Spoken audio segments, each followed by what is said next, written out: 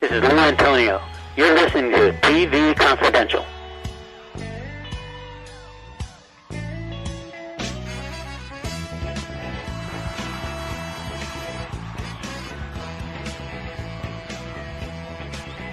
Ed Robertson, welcoming you to TV Confidential, radio talk show about television that will welcome back Joyce Bulifant in our second hour. Joyce Bulifant, the actress most of you know from her appearances on Match Game, Password, The Mary Tyler Moore Show, Airplane, and Disney's The Happiest Millionaire. Joyce's book, My Four Hollywood Husbands, has become more timely than anyone could have imagined since she last appeared on our program. We'll tell you why when Joyce Bulifant joins us in our second hour. We hope you'll stay tuned for that. In the meantime, this being the birthday week of Ella Fitzgerald, and this year being the centennial year of Ella's birth, we will say happy birthday to the First Lady of Song later on this hour when we welcome back our friend Geoffrey Mark. Geoffrey Mark, author of Ella, a biography of the legendary Ella Fitzgerald. Geoffrey Mark will be performing some of the music of Ella Fitzgerald next week in New York and Baltimore. We'll talk about that and more later on in this hour. In the meantime, Tony Figueroa and Donna Allen are with us as they bring us This Week in TV History. Tony's segment, as always, is brought to us by our friends at Story Salon, Southern California's longest-running, regularly performing live storytelling ensemble with live shows every Wednesday evening in Valley Village, as well as occasionally other nights of the week in Valley Village, including the upcoming quarterly Fiction Night. For more information, StorySalon.com, Facebook.com/Story Salon. You might recall that a few weeks back, Tony and Donna talked a bit about the debut appearance of the Blues Brothers on Saturday Night Live, which occurred 40 years ago this week in TV history on April 22nd, 1978. As we pick up the conversation, Tony's talking about some of the great blues musicians that Dan Aykroyd introduced to a whole new generation as a result of the Blues Brothers.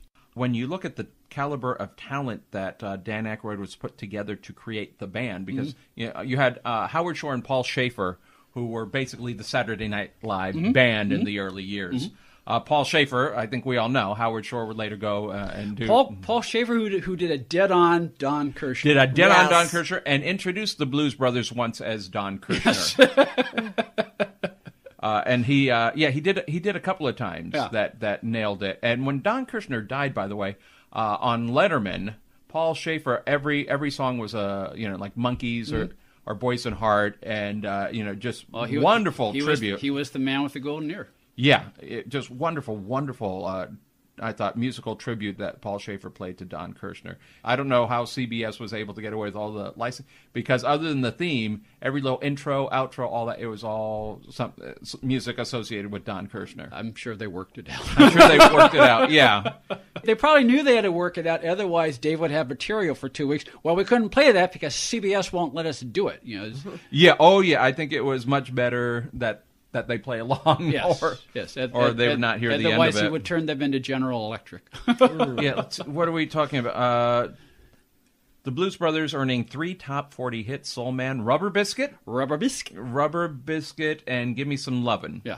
I think Soul Man, though, was their signature song. I mean, that's... What year did they do the movie? 1980. Okay, what I remember... So remember, they were doing 1941 just before. Right, with Robert Stack. Okay, the two things I remember, the big spectacular car chase with the police, with the black and white crashing into each other in Chicago. And I remember the show-stopping number with Aretha Franklin. Oh, yes. That's amazing. Which was amazing. That's why I think, the movie soundtrack is so... Yeah. You have Aretha Franklin, you have Ray Charles, John Lee Hooker, James Brown. It's the preacher. Is the preacher. So you have all of this talent. Oh, Cab Calloway. Oh, that's right. Cab, yeah. And I had a story at Story Salon because I had the soundtrack album, and my stepmother invited our pastor over, and this like right after Belushi died, and the album was on the kitchen counter when he walked in, and I thought I was going to get this horrible lecture about because he had done several sermons on the evils of rock and roll. and he's looking at my Blues Brothers album, and he asked to borrow it. Oh, wow. And primarily he wanted Cab Calloway singing Minnie the Moocher. And, I didn't know at the time what Minnie the Moocher is about. In modern society, we would refer to her as a coke whore. Yeah. You did not use that word in the song, but that's basically, it is a love song dedicated to someone who exchanges services for cocaine. Yes. But he and it just opened a dialogue about Cab Calloway, Bobby Darin, all that stuff. And getting to know, oh, wow, you are a preacher, but you love music. It was kind of a little eye-opening for me. But kind of humanized him? Kind of humanized them, and I absolutely. think overall it is a much better relationship. But look at the Blues Brothers band, because you did have Paul Shaffer. He was the keyboard player for the Blues Brothers band. He was not in the movie because he was committed to Gilda Radner's Broadway show, which was Gilder Live from New York. And he was in sketches, and actually he did play, I think, Don Kirshner in that as well, introducing right. Rhonda Slice. Yes. But he was very, very instrumental in that. So to speak. Yeah. I did. There was a little friction because John Belushi was very upset that he could not do the Blues Brothers movie. It was the piano player, the keyboard player was it Murphy Dunn? I think you're correct. Yeah. Murphy and Murphy and the Murph Tones. Yes. And they're playing that character was written for Paul Shaffer, kind of the lounge character. Don't go changing. That was written for Paul Shaffer, and Paul Shaffer couldn't do it. Howard Shore, of course, went on to do a lot of work in film. But you had Matt Guitar Murphy, who I think he's still around. He is just an incredible blues guitar player. And you look at this guy, and he's all muscle. Yeah. His arms are gigantic, and to watch him so eloquently play the guitar. And you would usually see him on stage wearing a tight muscle T-shirt, something that you would see like The Rock wearing. You had, I know he's one of the, Donald Duck Dunn, who's no longer around. Lou Marini was the sax player, who was also the sax player, I believe, with Saturday Night Live. Tom Bones Malone was the trumpet player who became, who then would later on play trumpet with Paul Shaffer and Letterman's band. Alan Rubin was the trumpet player. Mr. Fabulous, who did have some acting chops. His character had a little bit more to do. I know he died a couple of years ago. Who else was in the band? Willie Hall was the drummer in the movies. But you had this incredible roster. I was going to say you're doing a pretty good job on your Yeah, own. I'm impressed.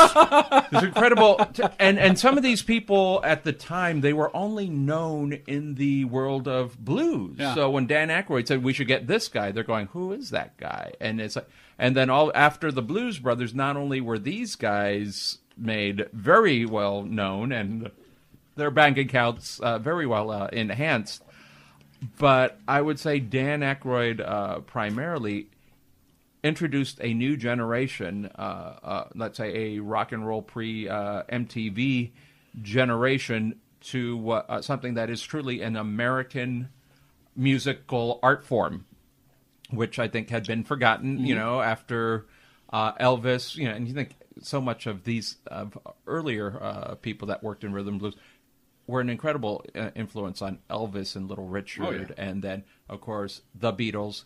And, then after the British invasion, I think a lot of people kind of forgot this wonderful American art form. And Dan Aykroyd and John Belushi, mainly Dan Aykroyd, was able to not only introduce America to this musical art form, but to some really incredible musical artists. So, I mean, this is more than just a sketch. This is a lot bigger than I'm Chevy Chase and You're Not, yes. And isn't that special?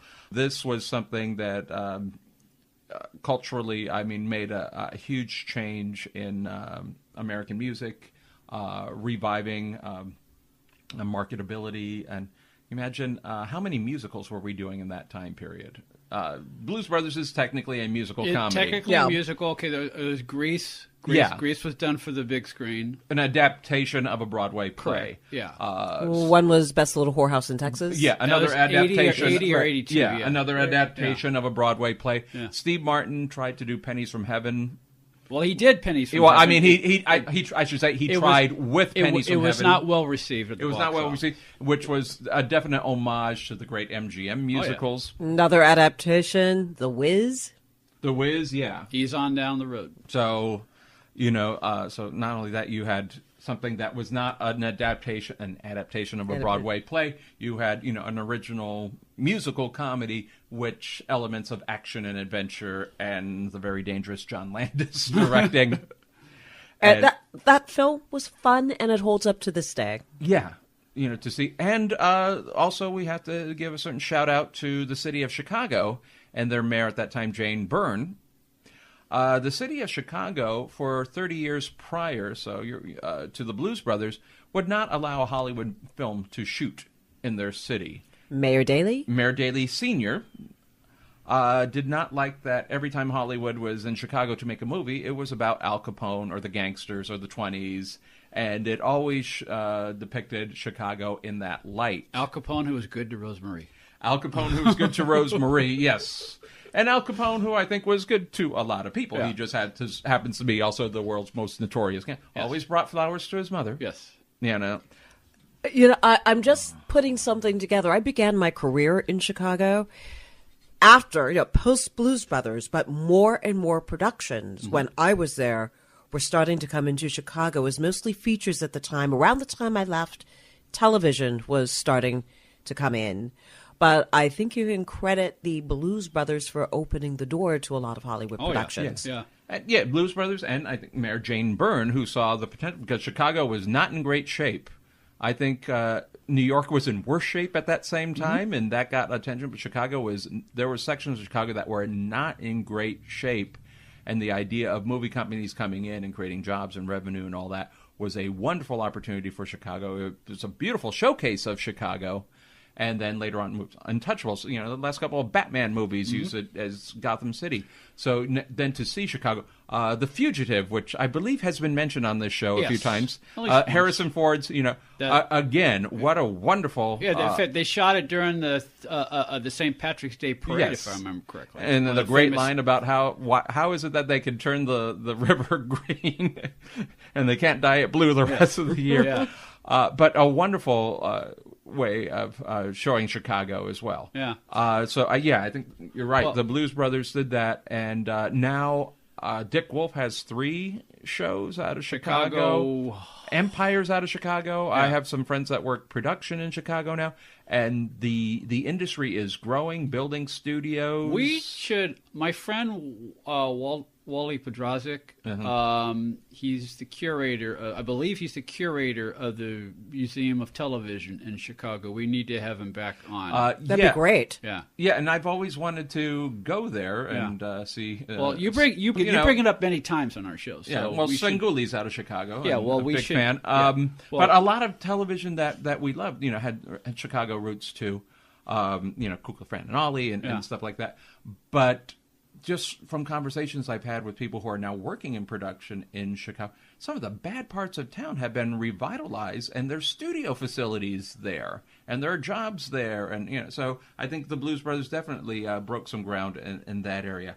I mean, we could talk about these guys for a lot longer, and obviously... I'm sure it'll come up in our next 100 program. Yes, I'm sure. Childoftelevision.blogspot.com, childoftelevision.blogspot.com, also storysalon.com or facebook.com/storysalon. Donna's new book, by the way, is called Fall Again, Beginnings. It's a romantic novel that asks the question, what would you do if you met the perfect person, only it was not the perfect time? For more information, go to fallagainseries.com. Geoffrey Mark will join us when we come back on TV Confidential. Story Salon is Los Angeles' longest-running storytelling venue.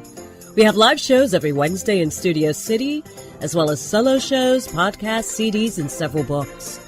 Los Angeles Daily News calls Story Salon Gemstones of Narrative, something new, funny, astonishing. Sunset Magazine says tales tall, tragic, and tantalizing. All of this makes Story Salon one of the most eclectic entertainment experiences available.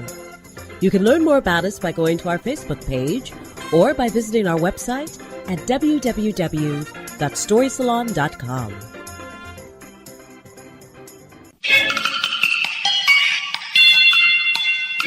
Accredited by Guinness World Records, welcome to Archival Television Audio Incorporated, a peerless TV soundtrack archive preserving the audio from television's first 3 decades, the 1950s, 60s, and 70s, the golden and silver age of television. For more information, go to atvaudio.com. One more, Adam, if you're planning a trip to Los Angeles this spring, be sure to stop by the world-famous Hollywood Museum, 1660 North Highland Avenue at Hollywood Boulevard in the Max Factor building. Calendar year 2018 marks the 60th anniversary of Disney's Annette serials, the offshoot of the Mickey Mouse Club that not only made Annette Funicello a star, but in many respects paved the way for the movie of the week and the TV miniseries. With that in mind, the Hollywood Museum has put together a brand new exhibit this spring honoring Annette Funicello that includes many personal items of Annette's, including personal letters, awards, jewelry, wardrobe, dolls, games, props, original movie posters, a signed pair of Mouseketeer ears, and so much more. The Hollywood Museum is located at 1660 North Highland Avenue at Hollywood Boulevard in the Max Factor building. For tickets and more information, call 323-464-7776, 323-464-7776, or go to thehollywoodmuseum.com. Hi, this is Michelle Nichols, and you're listening to TV Confidential. Aren't we all lucky? There's music, how faint the tune. Somewhere there's heaven, how high the moon. Ed Robertson welcoming you back to TV Confidential, radio talk show about television that is happy to welcome back our friend Geoffrey Mark. Geoffrey Mark, Emmy Award-winning and Grammy-nominated singer, comedian, radio host, author, and walking encyclopedia of show business history. Geoffrey is the author of 3 best-selling books, including the Lucy book. He's also the producer of Nigel, Come Back to Me, a CD with a 17-piece big band. His latest book tells you everything you wanted to know and more about Ella Fitzgerald, the greatest female singer in history, and yet a woman whose personal life was one of the best-kept secrets in show business. We'll tell you more about Geoffrey's book on Ella Fitzgerald. We'll also ask Geoffrey about some of his upcoming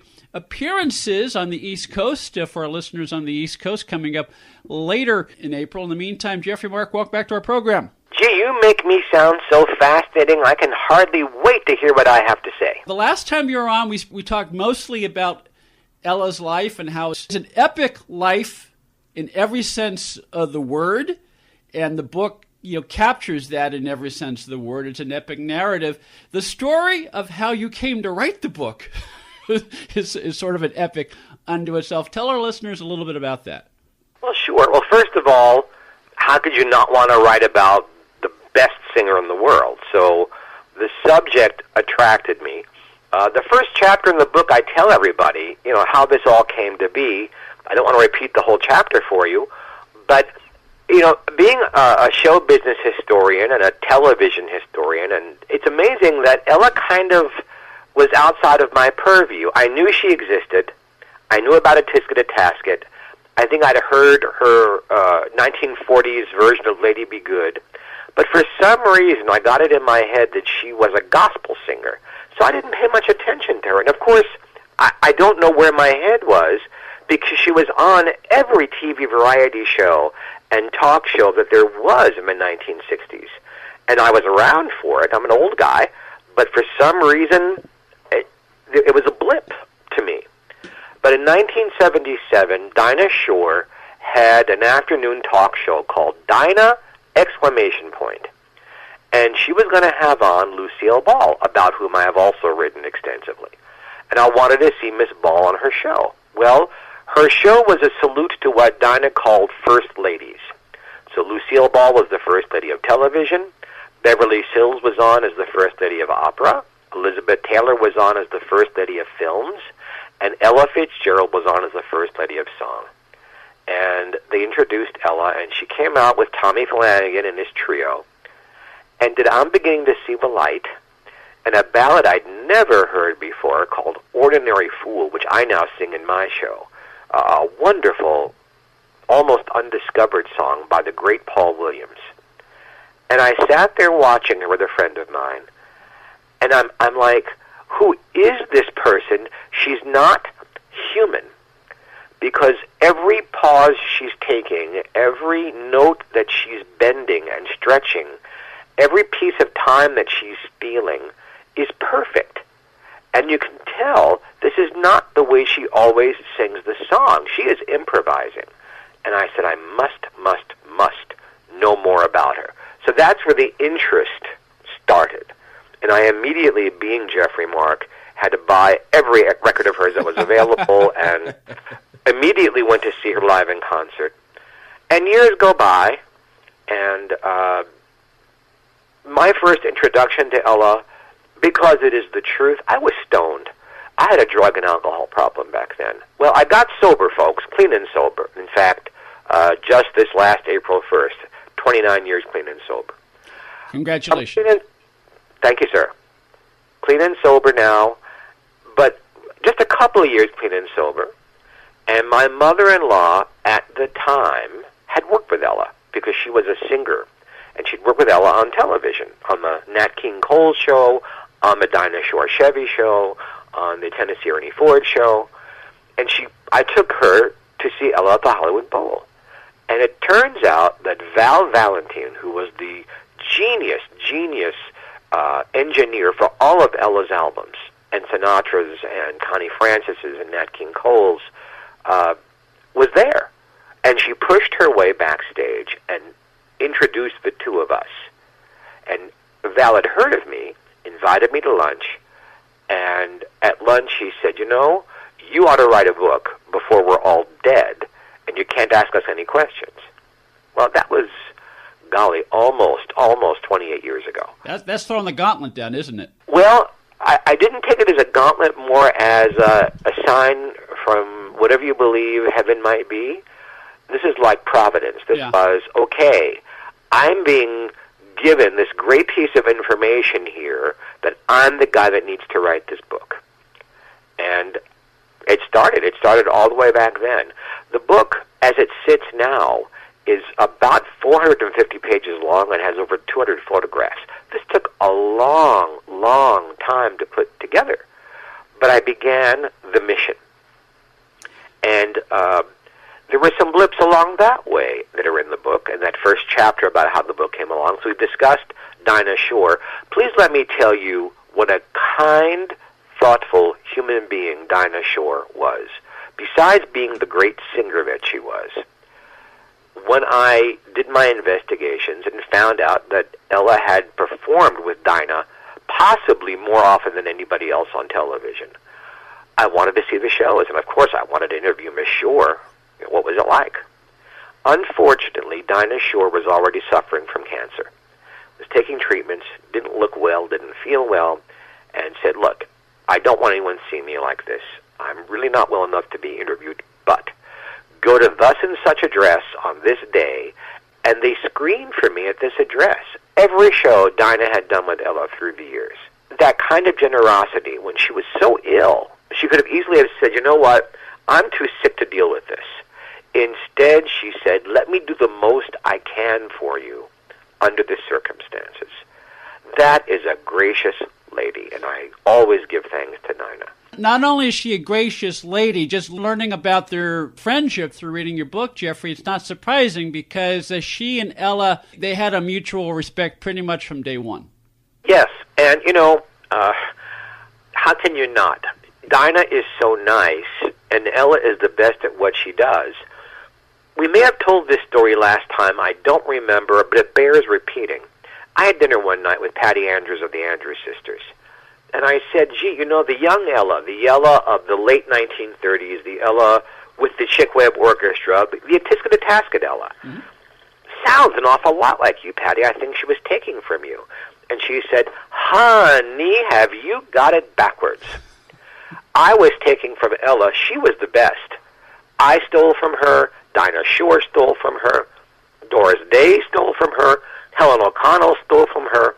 All of the big band singers, all of the ladies who were popular right around the time Ella was getting so popular, they all stole from her. And then Patty's sister, Maxine, they didn't speak, so I'd have a separate dinner with her, said, because Patty sang that way, Laverne and I had to sing that way to match her. So Ella was a huge influence on the Andrews sisters' sound, and on Dinah, and on Doris. So Dinah just adored her, and Dinah was one of the very few women that Ella treated like a girlfriend, and confided in, and could talk a little bit about what it was like to be a woman, to carry that kind of responsibility, the recording issues, the touring issues, the television issues. She and Dinah could share that. Another girlfriend she shared even more private things with was Marilyn Monroe. And that was an incredible symbiotic relationship. And that is a relationship that we did touch on during Geoffrey's last appearance on our program, the archive of which is available through our website, televisionconfidential.com. We're talking to Geoffrey Mark, author of Ella, a biography of the legendary Ella Fitzgerald Centennial Birthday Edition, a comprehensive biography and discography of the First Lady of Song. The deluxe edition of Ella, a biography of the legendary Ella Fitzgerald, is available exclusively through ultimatesymbol.com/Ella. The deluxe edition includes a 2-CD set with more than 40 studio and or live tracks of Ella Fitzgerald in her prime, as well as the hardcover book. All 40 tracks in the CD set were personally selected by Geoffrey Mark himself from all 4 of Ella's major recording labels. Proceeds from the sale of the deluxe edition will be donated to the Ella Fitzgerald Charitable Foundation to further Ella's desire to help people of all races, cultures, and beliefs. For more information, go to ultimatesymbol.com/Ella. ultimatesymbol.com/Ella. Since Geoffrey was last on our program, there is also an Ella Legend bundle that you can also get exclusively through ultimatesymbol.com. The Ella Legend bundle includes Ella, a biography of the legendary Ella Fitzgerald, the book, plus the 2 bonus CDs featuring Ella in her prime, the 40 tracks all selected by Geoffrey himself, plus a 3rd CD called Ella at Zardy's. Tell us about the Ella at Zardy's CD. You know what? I'm going to pull you away from that for 1 second because I want to touch just a little second longer on the 2 CDs that come in the deluxe edition, which, by the way, are also available at Amazon.com, because some of our friends out there want to buy from a name they trust. So the regular book and the deluxe edition with the 2 CDs are also available at Amazon.com. I had done a wonderful show with Patty Austin at the Grammy Museum last April, a year ago, in tribute to Ella's 100th birthday. And as it turns out, there was a fellow there from Universal Music, and he informed me that all of Ella's major record labels were all under one corporate umbrella now in one fashion or another. And I said, one of those sentences I'm so glad I said out loud. Gee, wouldn't it be great to have some of that music in the book so people could hear about some of the things they're reading about? Well, it took months and months and months and months, and it is just now available. We took 1 CD of studio stuff from the late 30s to 1990, and 1 CD of live recordings from the late 40s to the late 70s, the best. 20 each, which means I've left off something you really loved, and I'm sorry. We didn't have room for 20 CDs, and even that wouldn't have covered the best of Ella. But I've sequenced them exactly the way Ella would have chosen them. And they're available, like I said, at Amazon.com. They're available at UltimateSymbol.com. The Ella at Zardy's is a Verve release. It is really early nightclub work, meaning Ella had just recorded her first songbook for Verve. Verve, her record label Verve, had just started. So it's very interesting to hear her in a nightclub setting. All of those wonderful albums she did for Verve and all those wonderful arrangements were yet to be recorded. So here's Ella live before all of that. She is about 40 years old, give or take a year or two up or down. And this is what she was doing live at the time. It's a really interesting moment in time to hear a woman who was about to start singing at her zenith, who was about to start recording albums that made her a legend, but that hasn't quite happened yet. And to hear what her song choices were, what her arrangements were, and what her confidence level was at this point, it's fascinating. So that's Ella at Zardy's. That's Ella at Zardy's, which is available through ultimatesymbol.com/Ella if you order the Ella Legend bundle, which includes Geoffrey's beautiful, excellent, thoroughly researched, thoroughly entertaining to read biography of Ella Fitzgerald, plus the 2 other bonus CDs that Geoffrey just mentioned, ultimatesymbol.com/Ella. We have a couple of email questions for you, Geoffrey, that I'd like to work into our program. Our colleague, Greg Airbar, who himself has written extensively about the music industry, he has a couple of questions for you. First question, one of Ella's musical associates was the arranger, composer, Tutti Camarata, a man that we've talked about before on TV Confidential. Geoffrey, do you have any stories about Ella's collaboration with Tutti Camarata? I have stories about everything. Ella's work with Tutti was on the Decca label, and I have worked for Decca. I've been Grammy nominated for Decca. I love Decca. But Decca in the early 1950s and late 1940s was probably not the best place for Ella to be recording. They kept looking for another Atiska to task it. And the people who were there at the time, although they loved Ella, still considered her a race singer. So there were no Ella and Andrew Sisters records. There were no Ella and Bing Crosby records. The only time they let her sing with other people is if they were also African American. And the choices of songs they gave her, let's say they were limited. And by the late 1940s, Norman Granz had taken over her personal management. He was booking her, but he had no control over her recordings. And he was giving Decca a really, really hard time. Look, you've got the best singer in the world, and you're wasting her. Well, they wouldn't give up control. What they did do was let Ella record with Tutti Camarata, with Stanley Black, and at least let her have arrangements that were worthy of her incredible voice. They were mostly having her record new songs, things that weren't all that wonderful, things that did not become hits for her or for anybody else. Mm-hmm. And the occasional standard. She loved Tutti's work, and he worked till like the day he died. The man was a working machine. He was a very hard-working arranger. He worked for Decca. He worked for Disney for years and years. Mm-hmm. The work he did with Ella was very, very nice. Not excellent, not superlative, but very nice. Again, she had no choice over the songs. He did what he could to enhance the recording sessions for her. Yeah, I mean, this kind of touches on something I think we talked about last time, is that in the first, say, 1 or 2 decades of her career, maybe pigeonholed is not the right word, although if she was thought of, if record executives thought of her as a quote-unquote race singer, perhaps pigeonholed is the right word. But it took a couple of decades for the industry to really recognize just how gifted she was. Yeah, she was feted and honored by the early 1950s, and she was singing all over the world by that point, because Norman Granz was taking her all over the world with his Jazz at the Philharmonic.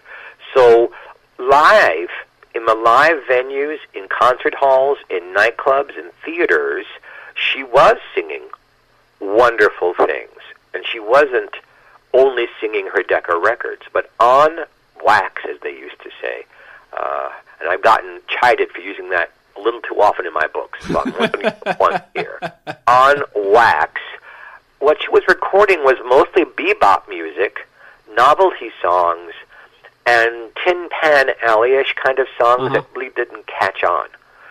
So having someone like Tutti Camarata come in, or a Stanley Black, was a step in the right direction, and they tried really, really hard between like 1952 and 1955 to step up to the plate and give her something better.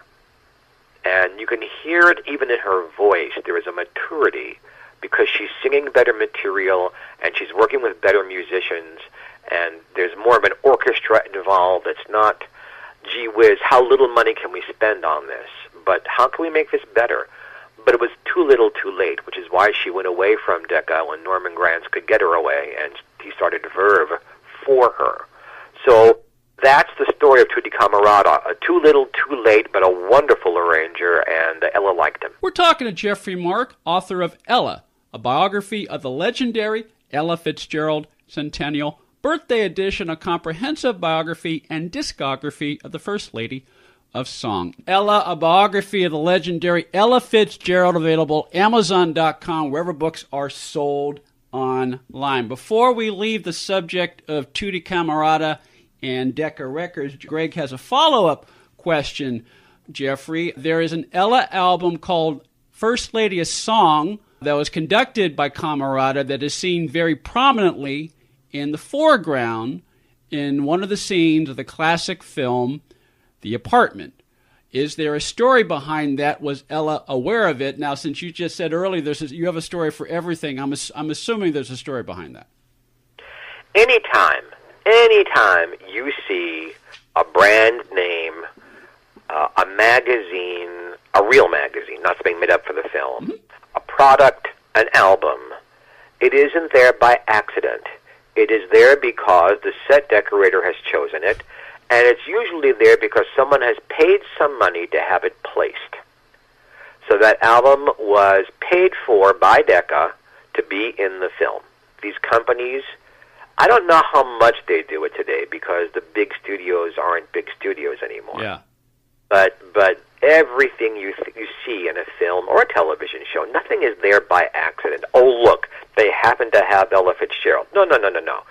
Someone placed it, and it's always about money. So while the set decorator may indeed have been a fan of Ella's, it's there because someone paid for it to be there. Yeah, and that's unusual only insofar as the Apartment was 1960, if I got my dates right. And yes, sir. While product placement is part and parcel of television, particularly network television, today you didn't have a lot of that going on back in the early 1960s, and you didn't have a lot of that going on. I mean, you may have had soundtrack worked in the background of a major motion picture, but not always that sort of blatant product placement. No, and even when they had products, they'd black out the name of the product to inadvertently give the plug. So when you do see it, that's what I'm saying. When you can see it enough to notice what it is, there's a reason for that. Because if they just needed an album, any old album, they would have either put up a false cover or turned the album over so you couldn't see the front of it. You can see the front of an album. Somebody got some money for it to be there. We're talking to Geoffrey Mark, author of Ella, a biography of the legendary Ella Fitzgerald Centennial Birthday Edition, a comprehensive biography and discography of the First Lady of Song. We'll continue our conversation with Geoffrey Mark after this quick time out here on TV Confidential. The Perpetual Paycheck. 5 secrets to getting a job, keeping a job, and earning income for life in the loyalty-free workplace. The Perpetual Paycheck, now available as an audiobook through Audible.com, iTunes, and Amazon.com. Cam Caricatures will keep the fun rolling at your next party, convention, or event through a live video feed. As friends or colleagues gather around the webcam, I can see them on my screen, and they can view my caricatures come to life on their own screen. The completed black and white drawing will then be emailed to you to print out. Pricing and details are at hamcamcaricatures.com. That's HAMMCAMcaricatures.com. CAMCARICATURES.com. Buying or selling a home can be one of the most stressful things we'll ever do in life, but it doesn't have to be. And no one knows better than our friends at Front Porch Realty Group. They're a community of realtors serving the Northern Bay Area of California that cares about their clients as individuals first and foremost. Whether you're a first-time buyer or looking to lease or sell your property in the Bay Area, Front Porch Realty Group will help you through this important transition by providing you with the right information for your situation while lessening the pain. They also work with a network of realtors throughout California who provide the same high caliber of customer service. Call Front Porch Realty Group at 415-886-7411 for a realtor referral near you. You can also visit their website, frontporchrealtygroup.com, for more information on the services they provide, including upcoming workshops and seminars. For more information, call 415-886-7411 or visit frontporchrealtygroup.com. Front Porch Realty Group. They'll find the solution that works best for you. Ed Robertson here to tell you how you can get a free first ride with Uber, the mobile app that connects you with the ride at the touch of a button in just a matter of minutes. Uber has drivers in cities across the country and around the world, while payment is seamless and cashless. To download the app, go to uber.com and enter the promo code TV Confidential, all one word, and you will receive a free first ride up to $20. To sign up directly with the promo code included, go to get.uber.com/go/TV Confidential, get.uber.com/go/TV Confidential. If you've listened to TV Confidential and like what you've heard, please consider supporting our efforts by becoming a patron of our show through Patreon. It's easy to do and costs as little as $1 a month. For more information, go to patreon.com/TV Confidential or click the Patreon button on the home page at tvconfidential.net. Hi, this is Marion Ross. You are listening to TV Confidential. A tisket, a tasket, a brown and yellow basket.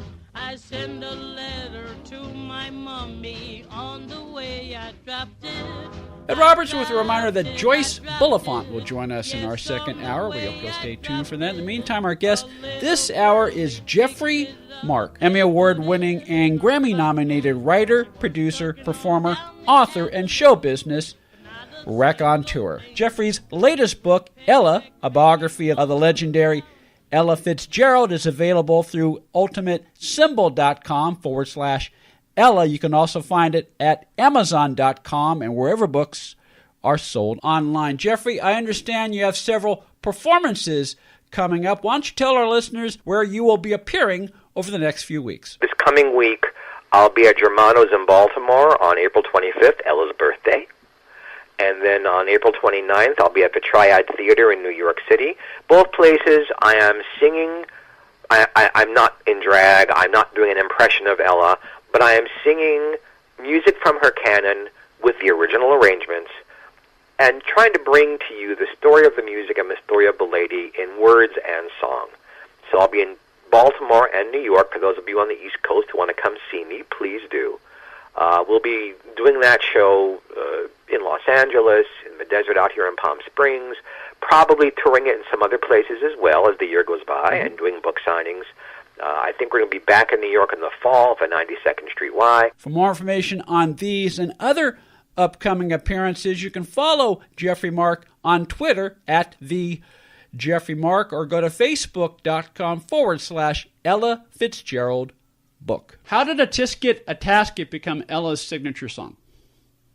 That's a great story. I love telling it because I got to hear it from about 10 different people. I got to hear it directly from her co-writer. So I get it right from the horse's mouth. There was a man named Al Feldman who was a huge, huge fan of the Chick Webb Orchestra at the time Ella was beginning to sing for them. And the Webb Orchestra and Ella, their home was the Savoy Ballroom in Harlem. Mm-hmm. Everybody went there. That's why the song "Stompin' at the Savoy" was written, because it was like disco era. That was the place to be.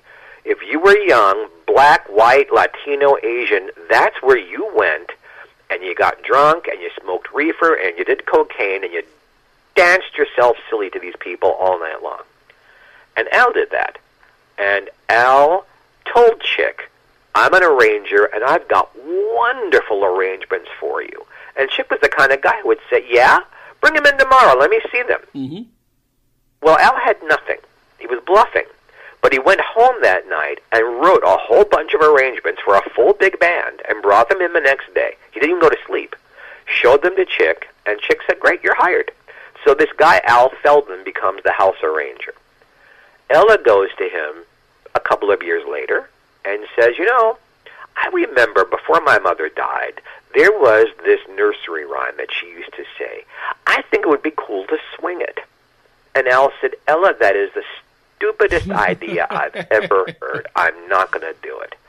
And I think maybe for the first time in her life, Ella said something like this. No, she did say this, but it's the first time she said something like this. Al, would you like to continue to writing the arrangements for the song I sing in the band? And you know, if I don't sing your arrangements, the band will drop you also. Right. And Al said, Ella, swinging a nursery rhyme, what a wonderful idea. And completely, did a 180 on his former comment, went home and wrote the bones of what became a Tisket Tasket. He brought it in to her. She loved the arrangement, but she hated the lyrics. She said, no, I didn't mean to do it for children. I meant to do it for hipsters. Yeah. So she rewrote the lyrics with all of that trucking on down the avenue kind of stuff so that it would appeal to the teenagers and young adults who came to the Savoy. And they sang it up in Boston live, and it went over hugely. And Decca heard it and let them record it, and it became a million seller. Al Feldman changed his name to Van Alexander and spent the rest of his life as an arranger, composer. He wrote theme songs for television shows. He wrote the background music. He worked at Screen Gems. He did all these television shows and became a very, very wealthy man, and I had the wonderful pleasure of being in his home in Los Angeles and having him play a Tisket Tasket for me.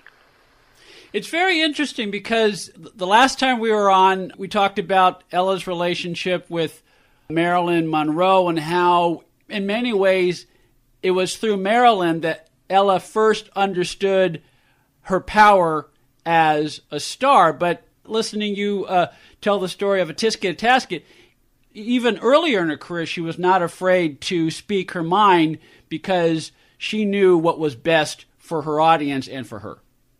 She wasn't afraid back then to speak her mind musically. We should also add in that Chick Webb died about 6 months later. Mm-hmm. So here's her thinking, okay? Ella is, about maybe 21 or 22 at this point. Mm-hmm. But she's not a teenager anymore. She's had hit records, not big hits, but enough so that she's become a very, very well-known singer. And perhaps the first African-American female to hit across the board racially. So she's in a very unique position. She wasn't confrontive about the gown she was wearing or the size of her hotel room or who was paying for what, but she was becoming very, very savvy about the music. And about the music, she stood up for herself. There are many moments in the late 30s and all through the 40s and even into the early 50s where Ella's performing live, and someone plays a wrong note, or someone plays a wrong chord, or the timing is wrong, and Ella just stops and says, boys, no. The other stuff she put up with, the other stuff that's the stuff for which she had managers, and she didn't really even started standing up till them until the late 1950s. But musically, where it really counted, she knew that she knew. And she knew what she didn't know and turned to people who knew better. But when she knew something was not right musically, she spoke up because that's what she cared about, the music. Marilyn taught her a different thing, how to stand up for herself as a woman, how to stand up for herself as a star, how to say, no, you can't treat me this way. Not that I expect to be treated like a queen, but I insist on being treated equally, respectfully, and not treated as less than because I'm a woman, because I'm black, because of whatever prejudices you may have in your head about me. That's what Marilyn did for her. But musically, Ella was doing this not from the beginning, because she knew she was a beginner and she knew what she didn't know, as I said a moment ago. But once she started knowing stuff, and certainly with a Tisket a Tasket, by that point, she was almost an equal star with Chick at this moment. It was Chick Webb and Ella Fitzgerald in the same size type. They were together. And he was ill and quite often not appearing with them anymore. So Ella was the star. And she knew what was right for her musically. And good for her. We're talking to Geoffrey Mark, author of Ella, a biography of the legendary Ella Fitzgerald Centennial Birthday Edition, a comprehensive biography and discography of the First Lady of Song. In her lifetime, Ella Fitzgerald overcame poverty, homelessness, racial prejudice, sexual abuse, and physical abuse, plus a slew of health issues to enjoy an astonishing music career that spanned 7 decades, rivaling and in many ways surpassing those of Frank Sinatra, Elvis Presley, and Michael Jackson. Ella, a biography of the legendary Ella Fitzgerald, is available in hardcover through Amazon.com, wherever books are sold online. And as Geoffrey mentioned earlier in the program, the bonus CDs are also available through Amazon. And is Ella Fitzgerald also available at Amazon that you know of? For that bundle, you have to go to ultimatesymbol.com. Okay, the Ella Legend Bundle, which includes the book, the bonus CDs, plus the third CD, Ella Fitzgerald. That is available exclusively at ultimatesymbol.com/Ella. We may have touched on this last time, but Ella lived for the spotlight. She lived practically nonstop on the road. She rarely spent time at home. On the one hand, Geoffrey, I understand that, but there are moments in the book where I felt sad. I understand your sadness. This is, to some degree, the life of an entertainer, especially an entertainer who appears in live venues, whether it's 1930 or 2018. If your life is singing in front of people, whether it's nightclubs or theater or concert halls, and you're going from city to city to city, part and parcel of that is you're living your life in restaurants with room service, in hotels. You get to know the managers of hotels because you go back so often. The road becomes home, and home becomes your vacation place. Yeah, home becomes the road. Yeah, and your vacation place is your house. Yeah. You get to go home and rest for a couple of weeks and vacate from the work of your work. Yeah.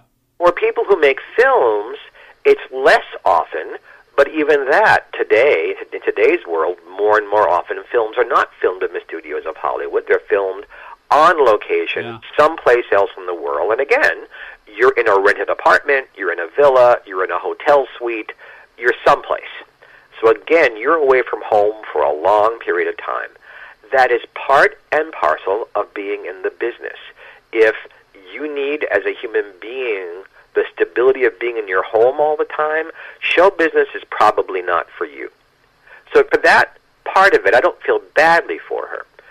And the other part of the feeling badly for her is you must remember this was Ella's choice. Ella didn't need, at some point in her life, had made enough money. She did not need to be touring the entire world 42 weeks a year, 2 shows a night, 6 days a week. She did not need to make so many albums. She didn't need to spend so much time working. She could have chosen to say, hey, you know what?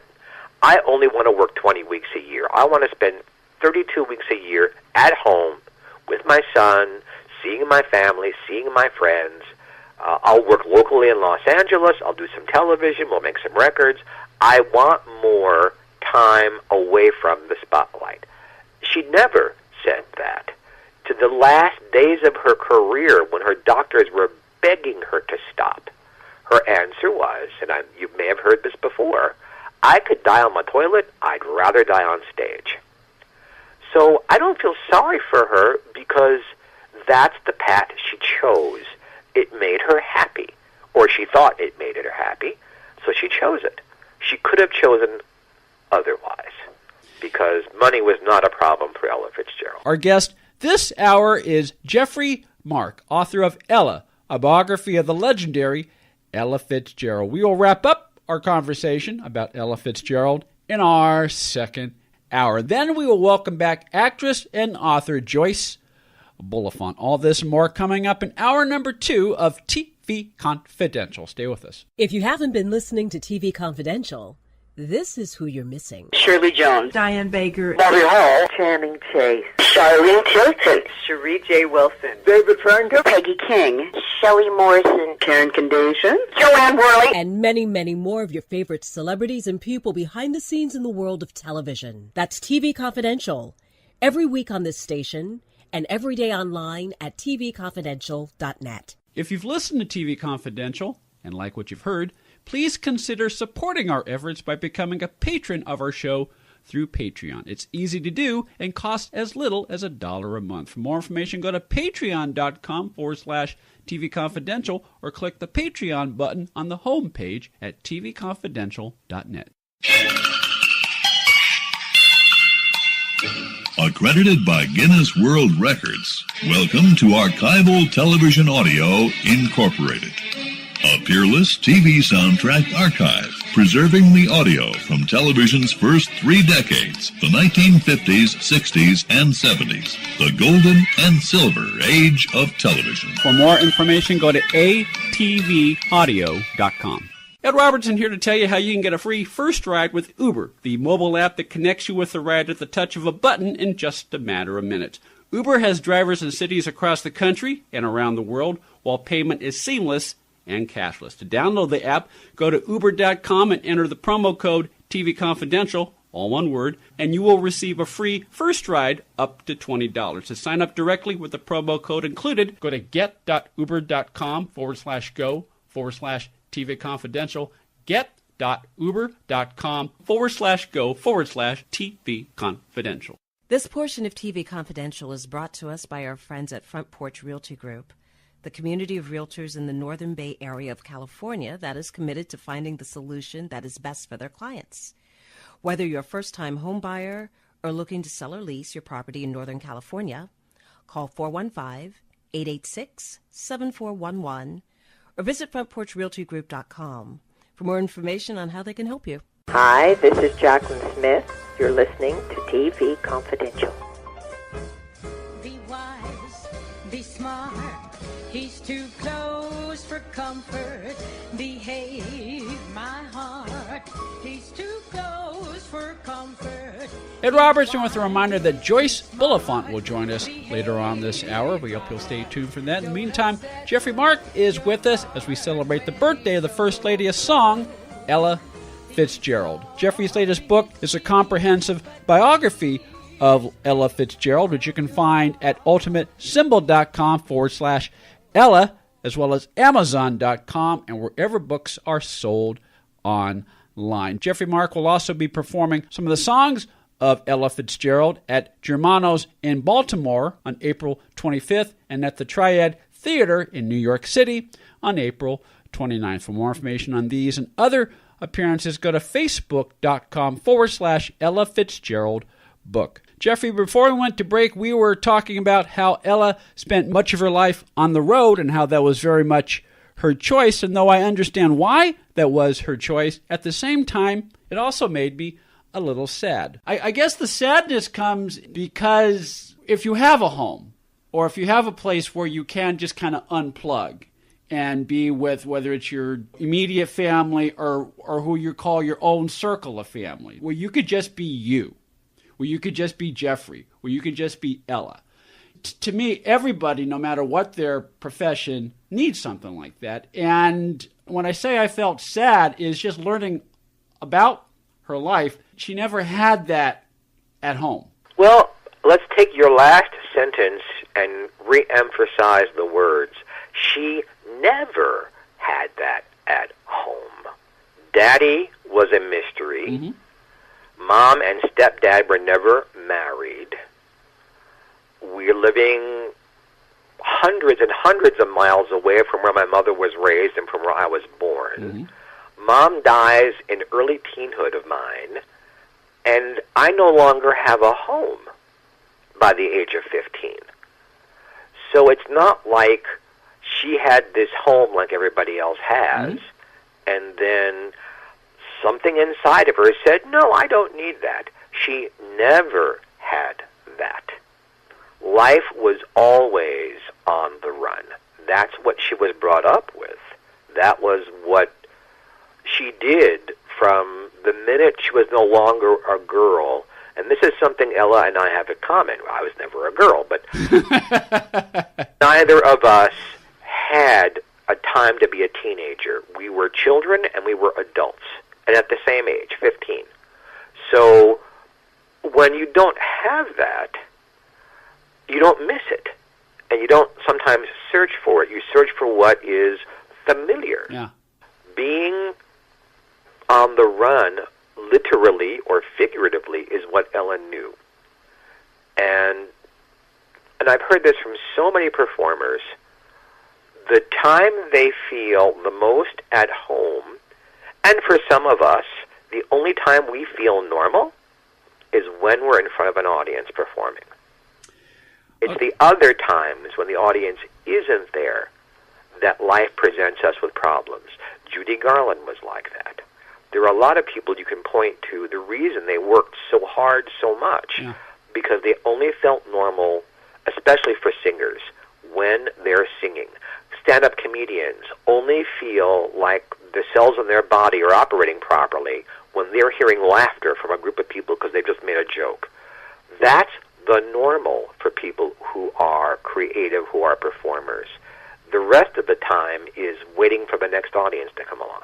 Yeah, and as you mentioned before, your biography is the biography of an entertainer, and you capture the life of not only, the greatest singer ever, but the sense of what it means to be an entertainer. And that is all captured in the pages of Ella, a biography of the legendary Ella Fitzgerald, available through Amazon.com, where books are sold online. You touched on this a little bit ago, Geoffrey. Ella began having serious health problems in the 1960s after 30 years on the road, yet that didn't stop her. She almost completely ignored it, which was part and parcel of what Ella was doing personally. Her entire childhood, as we have discussed, was completely sanitized in the public. The public knew nothing of what her personal life had been before she became famous, and she continued that the rest of her life. So when she collapsed in 1966 and they said, look, you've got diabetes, we need to look at this, the answer was like, yeah, when's the next gig? Until the 1970s, when her eyes began to bleed, and she was forced to go into the hospital and have operations and stabilize herself. And literally, as soon as she could get out there again, she did. Even when she was ill, she was either recording live albums or recording studio albums. It was hardly a blip, at least in record stores, of Ella. And then all through the 70s into the 80s, she's just at it again, except now she really can't see very much. Yeah. She's legally blind, and she's hiding that from the public. She just keeps going. It was so important to her that she stay in front of that audience, and health problems be damned. She wasn't going to let her stop her. Right, because, she lived for the spotlight. Performing in front of an audience, that's what kept her going, and that's what gave her the strength to overcome whatever physical ailment she was dealing with at the time. You mentioned the time she collapsed in the 60s. I don't remember at what point in her career this happened, but if I remember correctly, late in her career, you saw her live, and you saw her fall in the middle of a performance, yet no one reported it. It was fascinating and horrifying to watch, and then very interesting that not a word was said about it. This is at Lincoln Center in the 1980s, And I had, by this point, seen her, 10 or 15 times live. Mm-hmm. And I was literally in the front row. So I had a very up-front view of what was happening. Mm-hmm. And she came out wobbling, which I'd ever seen before. And goes over to the piano and begins to sing Give Me the Simple Life, only she can't remember any of the words. Literally, all she could remember is Give Me Simple Life, and sings those 4 words all through the arrangement. And the evening goes on like that. And I'm saying, and she's stumbling. When I say stumbling, I don't mean with her words. I mean her feet. Mm-hmm. She's doing this little cha-cha-cha up and back towards the audience from the piano. And I said to myself, this woman's going to fall down if someone doesn't help her. Yeah. And she did a song called Make Me Rainbows, which is from an old Dick Van Dyke movie called Fitzwilly. Mm-hmm. And there's a song, the point of the song where she sings, Make me sunsets, and throws her arm up in the air for emphasis. And the movement of her arm going backwards threw her backwards. And she fell head first, just missing the Count Basie's band's stand by inches. Wow. And now she's on the floor, continuing to sing, only now she remembers the words.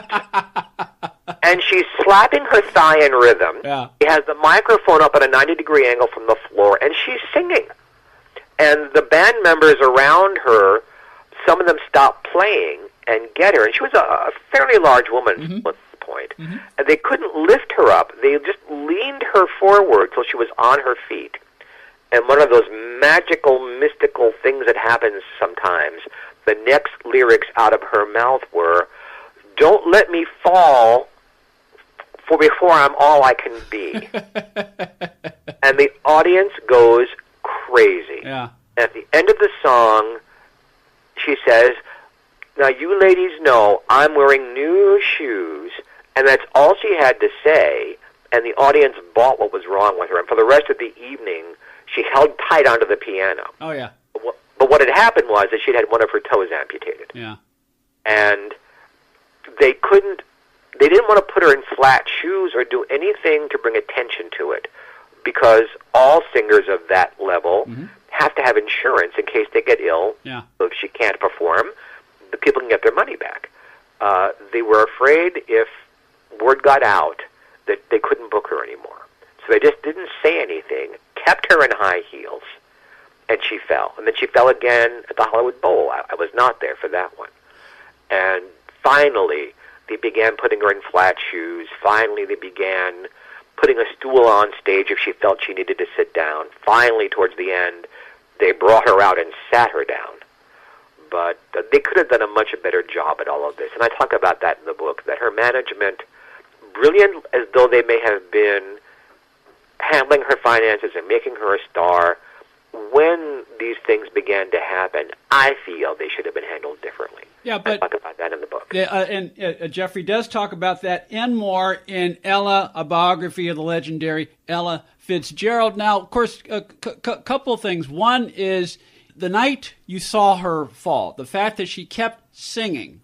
Had she just collapsed and everything went to a dead pulp, that would have caused panic in the auditorium. But the fact that she kept singing, it got her out of it, and it put the audience at ease. And in the moment, the musicians helped her up back on her feet, and then she was fine. So that speaks to the fact that she was a trooper in every sense of the word. But going back to the fact that the fall itself was not recorded, that was also a fluke, because if I remember correctly, there were 2 shows that night. Yes. You saw the first show, but the review was in the second show. And let's remember that she did the second show. Yeah. When she fell at the Hollywood Bowl, and people were really concerned she hurt herself, and she had, by the way, mm-hmm. they got her up, and she, without missing a beat, said some words to her pianist, and she sang Since I Fell for You, which wasn't part of the show. Yeah. And she completed that show, too. Hurt. She'd hurt her leg, and it was never the same afterwards. But she finished the show. I want to refrain from saying, what are you doing for an encore? Because I don't think you can top this book. But in terms of what you're looking to do next, can you reveal anything without fear of death? Absolutely. Well, first of all, we're touring the country. But then the next project after this, we are redoing the Lucy book. The new Lucy book is going to be the book that sold so many copies. Thank you, thank you, thank you.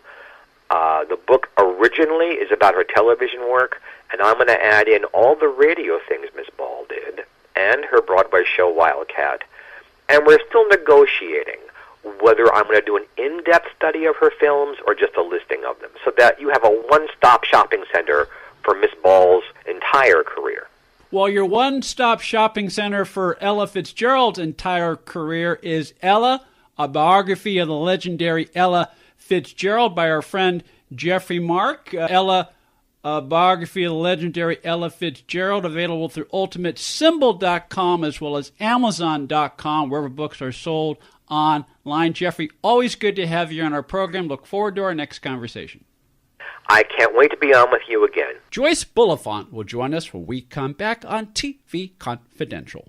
Buying or selling a home can be one of the most stressful things we'll ever do in life, but it doesn't have to be. And no one knows better than our friends at Front Porch Realty Group. They're a community of realtors serving the Northern Bay Area of California that cares about their clients as individuals first and foremost.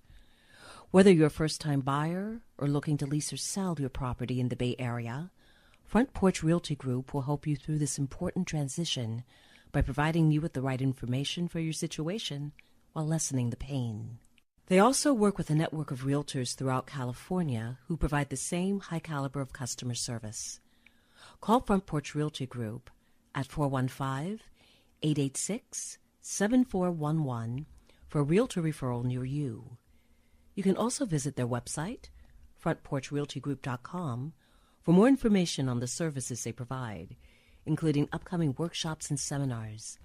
For more information, call 415-886-7411 or visit frontporchrealtygroup.com. Front Porch Realty Group. They'll find the solution that works best for you. Missed a show? We have more than 250 archived editions of TV Confidential available as digital downloads. For more information, go to shop.tvconfidential.net, shop.tvconfidential.net. Be part of our conversation. If you have thoughts on what you've heard tonight, whether you agree or disagree, we want to hear from you. Send us an email, talk@tvconfidential.net, talk@tvconfidential.net, and we'll work your comments into our next program. Ed Robertson here to tell you how you can get a free first ride with Uber, the mobile app that connects you with a ride at the touch of a button in just a matter of minutes. Uber has drivers in cities across the country and around the world, while payment is seamless and cashless. To download the app, go to uber.com and enter the promo code TV Confidential, all one word, and you will receive a free first ride up to $20. To sign up directly with the promo code included, go to get.uber.com/go/TV Confidential, get.uber.com/go/TV Confidential. Hi, this is Judy Norton, and you're listening to TV Confidential.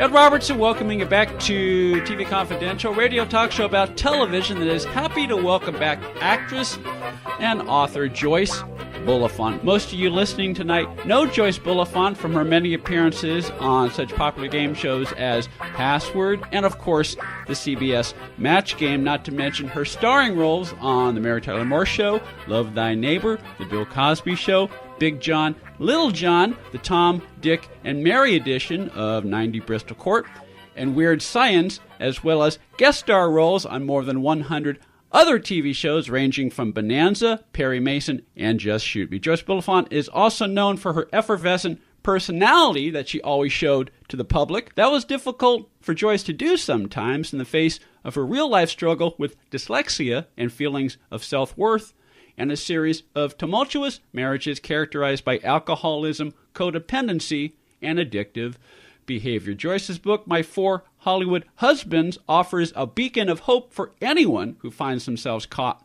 in the web of addiction. But as Joyce herself puts it, if you're not afraid to learn and keep trying, there can be a happy ending. We'll talk more about Joyce's book in just a second. But first, we began our conversation by telling Joyce, there's no way you could have planned this, but in the past few months, your book has become incredibly timely in a lot of ways. I mean, aside from the discussion of your struggle with dyslexia, I mean, and this is one thing we did not talk about the last time you were on. That's why I wanted to, that's why I want to bring it up now, because you write a lot about dealing with loss.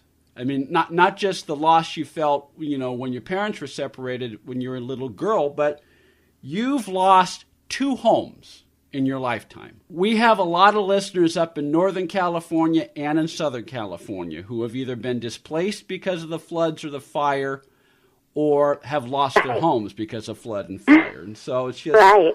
And you've read the book. Well, yeah, I've never come close to anything like that in my lifetime, and I hope I never will. I just can't imagine anyone going through it twice, let alone once. I mean, when the shock dies down, I mean, what do you do? I mean, what kept you going, and what can you tell other people who have? I mean, you can identify. They can identify with you because you can identify with them. What can you tell them to help keep them going when something like that happens? Well,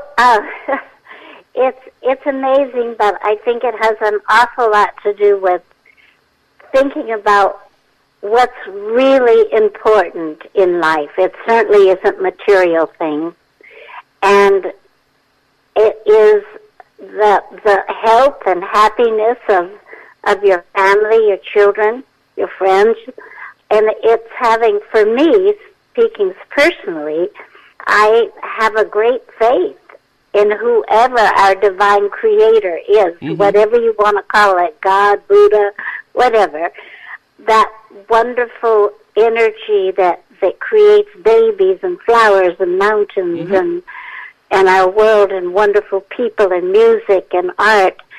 There's so much more out there in the world than our little tragedies that happen. And I think that's how I've always looked at it. I've always had a very positive outlook. And how do you have a positive outlook? Be grateful for what you have. Be grateful for the world you're in.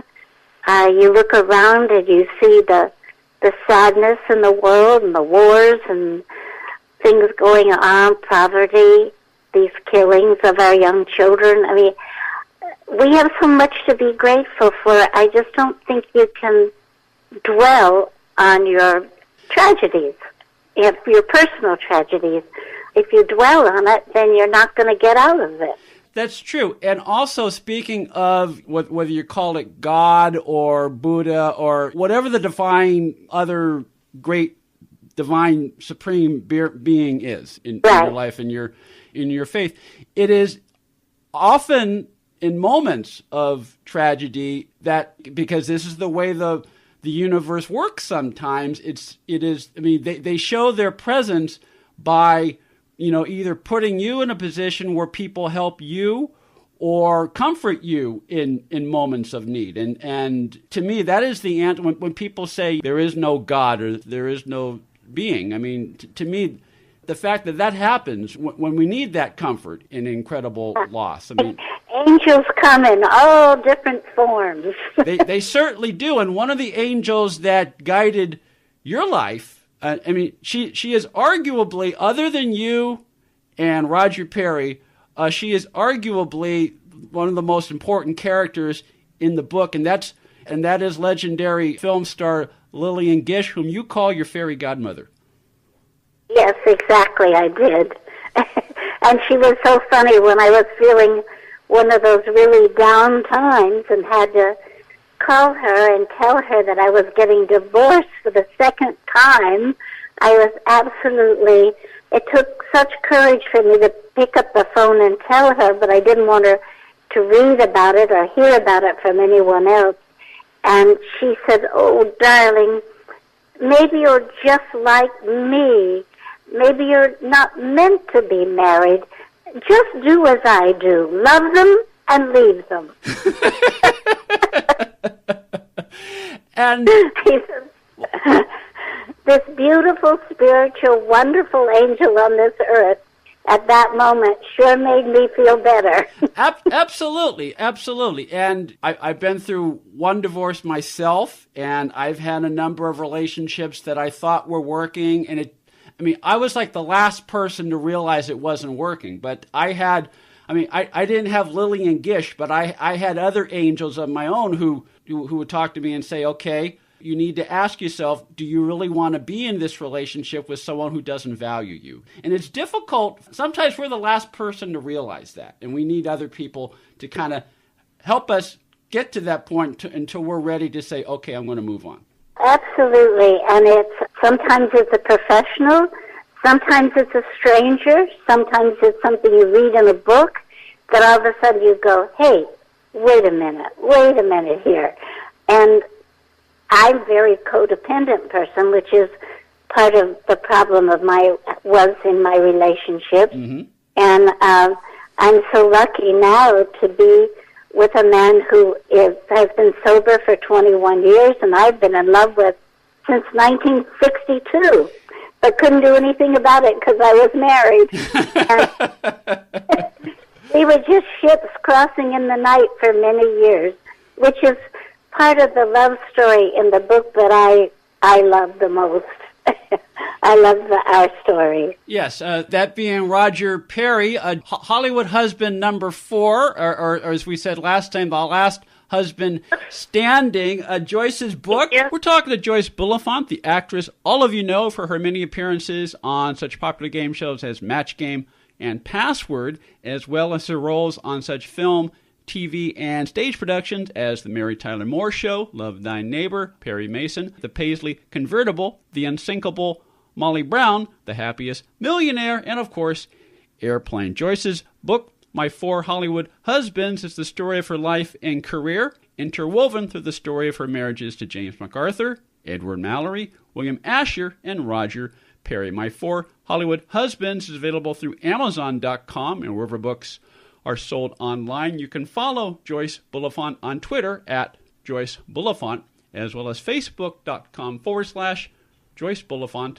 Official. That's another thing. That's not in the book because that happened later in life. But I had a brain tumor and I had brain surgery. And talk about having to overcome certain things. I remember when I found out that I had to have surgery 2 months later, and every night I got in the bathtub, I lit a candle, I looked at the candle, and I said, you're going to be all right. You are going to be all right. And I said that right up until they were wheeling me into surgery, and I was looking at all my 14 children around me, or 10 children, 14 grandchildren, okay, and saying, I'm going to be all right. And I was. Yes. And I was very lucky. It was a benign tumor. But it did take away hearing in my right ear, and I have to wear hearing aid in my left ear. But it could have been much, much worse. And every kind of little tragedy like that that's come along, little happenstance, has only, I think, helped me to grow and hopefully become a more whole person. And as you say, if we're lucky to have the love and built-in support of family, and yes, not all of us have as large a family as Team Joyce, but no, but whether you have 10 kids or 2 kids, if you're close, that bond will carry you through those uncertain times, whether you're about to go into surgery or whether you're about to embark on a new chapter of your life that you're pretty sure you need to do, but you're still a little, what's the old saying? Feel the fear, but do it anyway. I mean, the support of family helps you through that. Exactly. But I think that comes along with earning respect from your family. And you don't earn respect unless you give respect, which also goes along with the Me Too movement. Well, that brings up another thing that makes your book incredibly timely. We're going to tease this. You experienced sexual harassment on the set of Match Game. We're not going to go into the details. You got to pick up a copy of Joyce's book in order to find out. But it's unfortunate that happens. Mm-hmm. But it's hopeful that things are being done about it now. It's very helpful. I think maybe we've gone too far. The pendulum always swings too far. It's got to kind of come back and get balance there. And not to leave out the fact that men are as harassed as women are in our business also. Mm-hmm. Right. It comes down to power. And it's the old saying, sometimes power can corrupt. Absolute power corrupts absolutely, right? Yes, absolutely. And so it's like, whether you're a male in a position of power or a female in a position of power, you have to use that responsibly. And, exactly. Yeah. Exactly. You've used your power responsibly, Joyce Bulifant. When you're not acting, you've given so much of your time to the Dyslexia Foundation, to the Orton Dyslexia Foundation Board, the Dyslexia Awareness Program. You've written films, you've produced films, bringing the importance of awareness of dyslexia. And again, people forget that when you were growing up, we didn't know about dyslexia. We just assumed that you just weren't very bright. And it's like I thought I was stupid, period. That was it. Yeah. And you went several decades before you realized you weren't stupid at all. It's just you had a condition that prevented you from reading properly. And spelling, which is still there. My reading's pretty good now. You learn coping skills. Sometimes adult dyslexics will say to me, "Oh, yeah, I used to be dyslexic." And I said, "No, you didn't used to be. You still are. You've just learned how to cope with it." Mm-hmm. Because it is a condition in the brain that causes that. And it does not give you brain tumors, however. Don't be afraid of that. But it is the synapses in the brain that aren't firing the way other people's are. But it doesn't mean that you're stupid in any way whatsoever. It also means that you have gifts. That's why one of my documentaries was called Gifts of Greatness. And it's about Einstein, Edison, Hans Christian Andersen, and Amy Lowell, who was a woman poet. And they were all dyslexic. And there's some incredibly gifted people in the industry who are dyslexic. And Winston Churchill had a terrible time in school, but it was a great math reader. He had and Harvey Cushing, who's one of the top surgeons in brain surgery. You would say, "Do you want a dyslexic surgeon working in your brain?" But he was one of the very top surgeons because they have an extra. I always like to think they have a sixth sense about things. They don't look at things the way everyone else does, and because of that, they think outside the box and can solve problems in a different way. Joyce tells the story of Gifts of Greatness, which is one of the films she produced in her book, My 4 Hollywood Husbands, which is available through Amazon.com as well as JoyceBulifant.com. You can follow Joyce on Twitter at Joyce Bulifant as well as Facebook.com/Joyce Bulifant official. Okay, stupid question. Yes. How do you learn dialogue when you have trouble reading a script because of your dyslexia? Well, actually, I don't have as much trouble now because, as I said, I've learned coping skills through the years. But whenever I have lectured about dyslexia, which I have all over the United States, I tell all of the parents and teachers, teach your children drama because it's a multi-sensory way of learning how to read. The black letters on a white page suddenly become alive because they have meaning. Those words have meaning. And you are kinesthetically using the business. You walk across the stage, you open the door, you're happy to see someone, and the words come in. They have emotion. Mm-hmm. Or you walk across the stage, you're not happy to see someone. You open the door and you say, come in. But the come in is not just black letters making two words on a page. They become alive. Does that make sense to you a little bit? No. It makes a lot of sense, Joyce, because I'm thinking aloud as I'm listening to you. When I read, particularly if I'm reading a novel or a play, if the author does their job right, the words on the page will evoke images. And so you have a picture in your mind of what the black and white words on the page are depicting. So, and what you're talking about is, through the use of drama, it's more or less the same thing, if I'm following you correctly, but it's using a different sets of muscles in order for you to trigger those images, particularly as an actress. Exactly. They call it multisensory approach.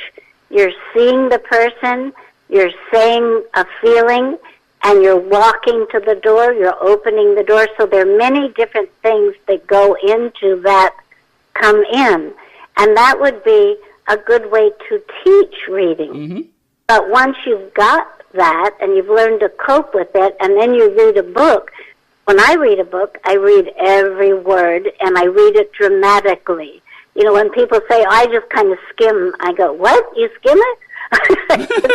I read every word, but don't ask me to do any of those Russian novels with those Russian names. No. Can't do that. No, we will not ask you to do that. I will tell you, Joyce, I read every word of My 4 Hollywood Husbands, which is the name of Joyce's book. It's the story of her life and career, which spans the world of film, television, and the Broadway stage. It's also the story of her marriages to James MacArthur, Edward Mallory, William Asher, and Roger Perry, as well as her unique relationships with Helen Hayes, the First Lady of the American stage and the grandmother of 2 of her children, and her fairy godmother, Lillian Gish. My 4 Hollywood Husbands, available Amazon.com as well as JoyceBulifant.com. I have another stupid question for you. Forgive me, but okay, but bless your heart for reading every word.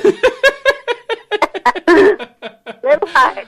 Okay, you kind of alluded to this. Okay, you still have trouble spelling every now and then, but now... Oh, not every now and then. I'm terrible. Okay, all right. Well, I don't think I said this to you last time, but I love the match game. I love the 1970s match game. Every now and then, if there's nothing on television and I need to decompress at night, I will watch... There's a YouTube channel showing old episodes of Match Game, so I will watch a few of those.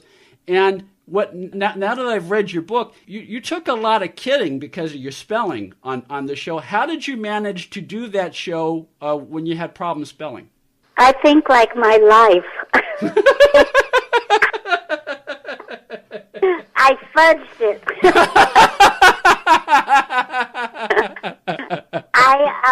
Well, that's why my answers were so crazy sometimes, because I couldn't spell a word, so I had to think of another word that might be similar, and they all thought I was crazy. But I was working really hard. Oh, yeah. And people forget that when you're a celebrity doing a game show, you're not playing the character, you're being Joyce.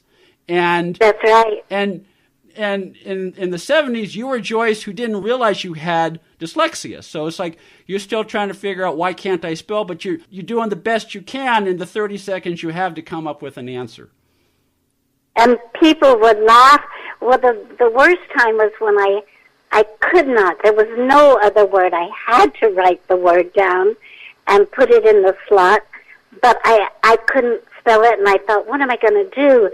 So I spelled it the best way I could, and I thought, when Gene Rabin walks by, I'll take it out really fast, show it to him, and put it back real fast, And so he walked by, and I took it out, and I put it back, and he said, oh, my gosh, she spelled it right. He walked on by, and I went, oh, thank God. And then he turned around, and he came back, and he said, how did you spell that?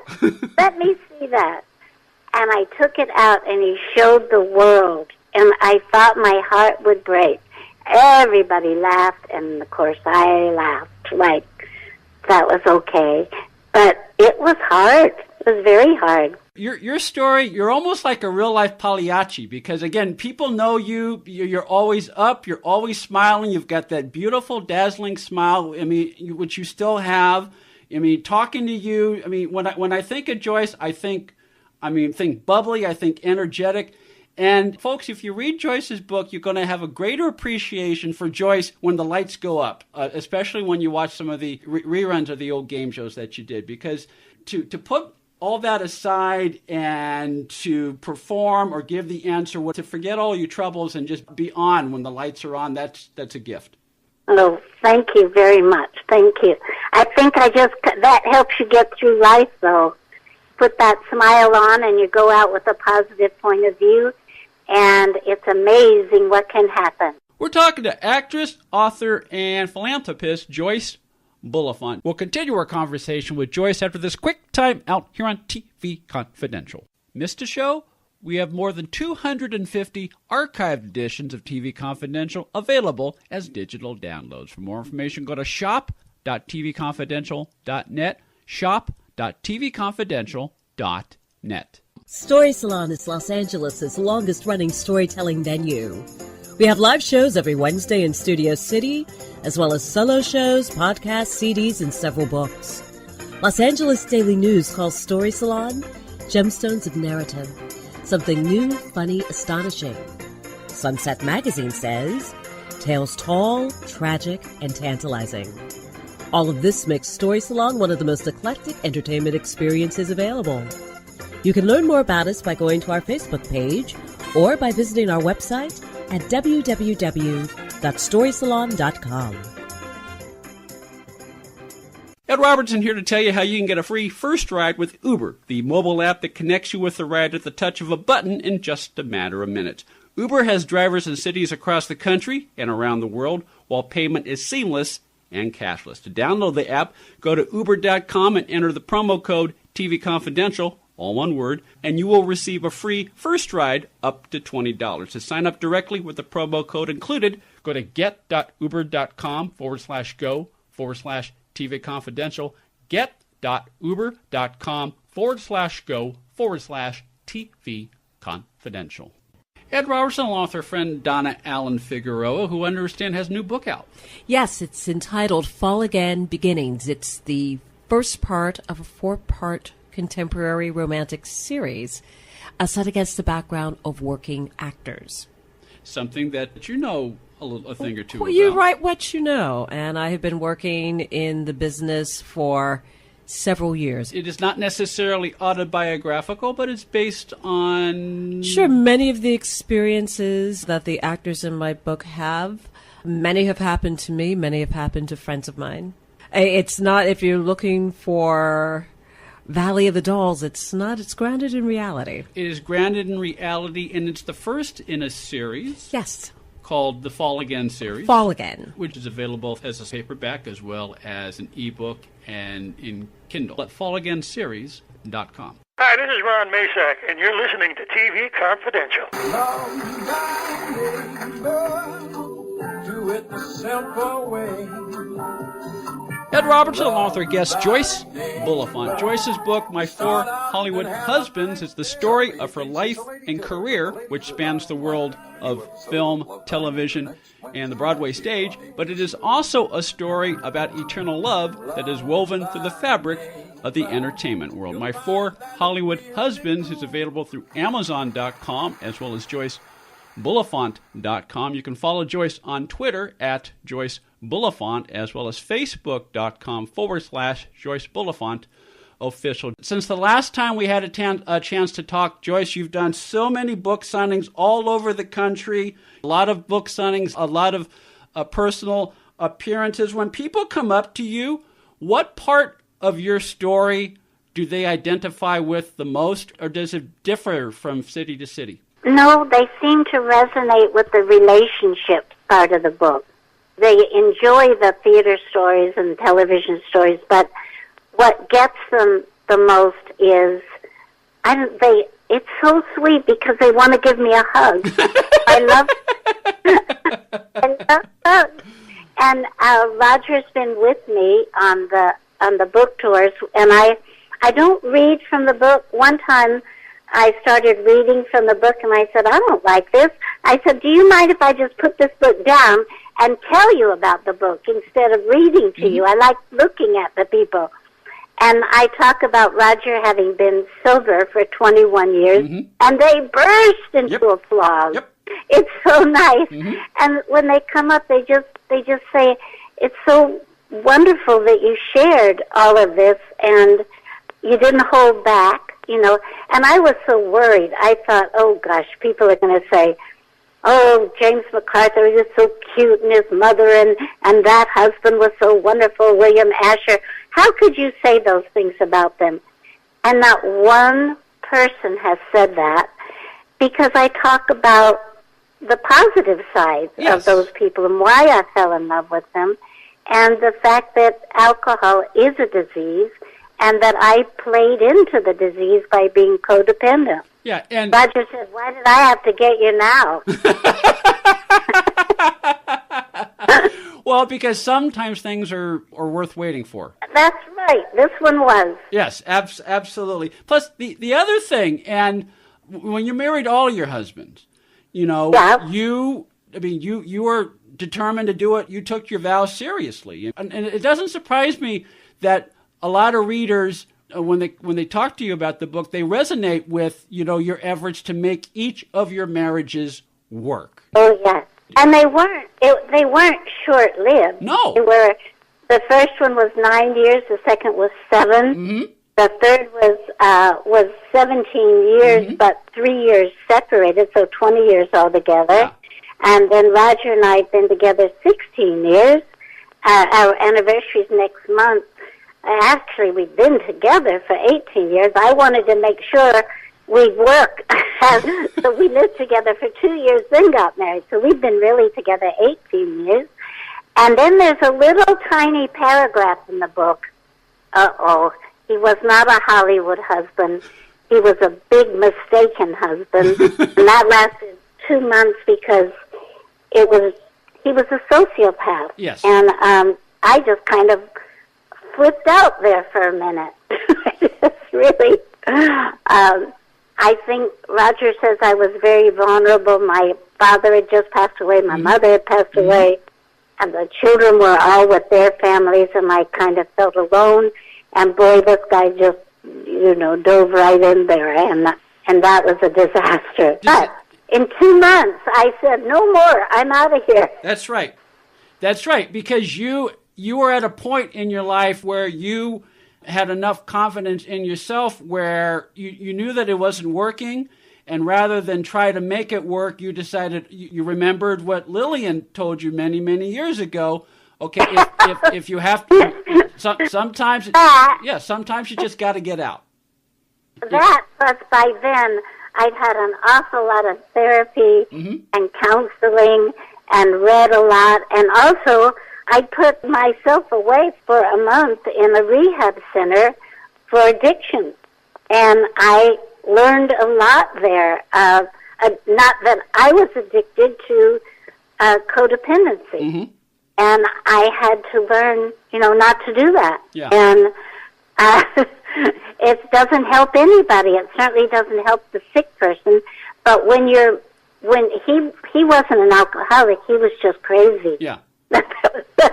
So I was out of there real quick. Yeah, and because you had gone through therapy and you had educated yourself on warning signs, and because you had that arsenal with you, so to speak, you were able to recognize, okay, this is what's happening here.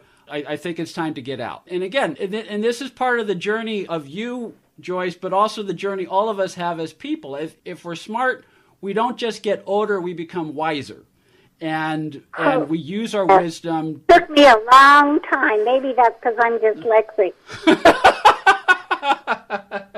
It took me a long, long time, but it was a miracle that when I fell in love with Roger in 1962, I don't know if he was in love with me. I'm afraid to ask him. But I I couldn't do anything about it. I was married, and I carried him in my heart, and for all those years, and our ships were like passing in the night. Yes. And then when I made that awful mistake with the sick person, the very sick person, I called our mutual friend and said, I've done this terrible thing. And he said, did you know that Joanne and Roger are getting divorced out of the blue? And I said, what? And, I mean, it was just the timing was incredible, that it was the right time for us to be together. He was sober. I had learned enough not to take any more you-know-what from anybody. And that's why he said, why did I have to get you now? Well, I suppose you could say he got the best possible Joyce now. I mean, that's why he has you now. You know what? Somebody, there's the expression that a lot of people use, together I'm a half and my husband is a half. Together we make a whole. And I thought, you know what's important? For each person to be a whole, to come together.